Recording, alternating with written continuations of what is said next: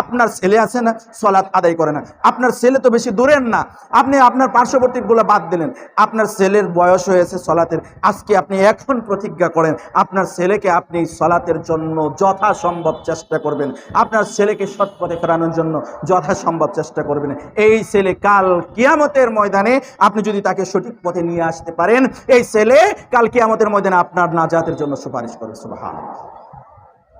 আর যদি এই ছেলেকে আপনি সঠিক পথে না নিয়ে আসতে পারেন, ওয়াকুবারানা ফাদাল্লুনা সাবিলা, এই সন্তান, এই রক্তের সন্তান, ঔরজা সন্তান, যাকে আপনি কুলে পিঠে করে লালন পালন করেছেন, শরীরের সব জীবনের সকল সহায় সম্পত্তি দিয়ে মানুষ করেছেন, দুনিয়াবি শিক্ষায় শিক্ষিত করেছেন, এই সন্তান কাল কিয়ামতের ময়দানে রব্বুল আলামিনের কাছে নালিশ করবে, ওয়াকুবারানা ফাদাল্লুনা সাবিলা, আল্লাহ এই বড় এই পিতা মাতা আমাকে খারাপ পথে নিয়েছে, সুতরাং আমি আজকে একা যাব না, এদেরকে নিয়েই যাব।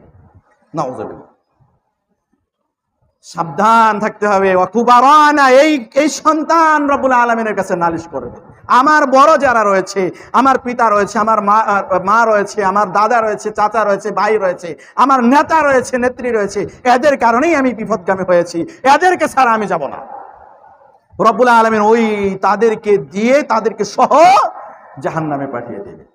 তো আমি আপনি কি চাই যে অন্যের কারণে আমার জাহান্নাম ফয়সালা হোক? আমার নিজের আমল করতে হবে, আমার দ্বারা সদা সর্বদা চেষ্টা করতে হবে অন্যের যেন, অন্য মানুষ যেন খারাপ কোনো কাজ না করে। আমার চেষ্টা করতে হবে ওকে কিভাবে একটা হলেও ভালো কাজ করানো যায়, সেই প্রতিজ্ঞা আপনাকে আজকে এখান থেকে করে যেতে হবে, নিয়ত করতে হবে। রব্বুল আলামিন আমাদের প্রত্যেকের ভালো আমলগুলো কবুল করেন, আমিন। ওয়া আখির দাওয়ানা আলহামদুলিল্লাহি রাব্বিল আলামিন।